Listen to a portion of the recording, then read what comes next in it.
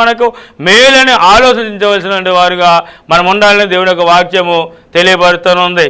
మరొక మాట చూసినట్లయితే కనుక పేతురు రాసిన మొదటి పత్రిక 4వ అధ్యాయము 14వ వచనం చూసి అంటాడు కదా, క్రీస్తు నామము నిమిత్తం మీరు నిందల పాలైన ఎడల మహిమా స్వరూపైన ఆత్మ అనగా దేవుని ఆత్మ మీ యందు నిలుస్తున్నాడు కనుక మీరు ధన్యులు. ఇప్పుడు మాట చూసినట్లయితే కనుక క్రీస్తు నామము నిమిత్తం మీరు నిందల పాలవుతున్నప్పుడు మరి మహిమా స్వరూపైన దేవుడి యొక్క ఆత్మ మరి ఎవరైతే శ్రమలు పడుతున్నారో వారి మీద నిలుస్తున్నాడంట.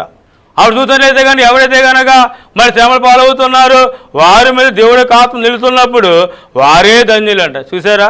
అంటే మరి గమనించండి, శ్రమల పాలవుతున్న వారి మీద మాత్రమే పరిశుద్ధాత్మ దేవుడు అనగా ఆత్మ స్వరూపైన దేవుడు నిలుస్తున్నాడు కనుక ధన్యులని అంటున్నాడంటే, శ్రమలు పొందబోతే ఆత్మస్వరూపైన దేవుడు తోడుగా ఉండే అవకాశము లేదు. శ్రమలో అనుభవించిన వారు అనగా శ్రమ పొందిన వారికి మాత్రమే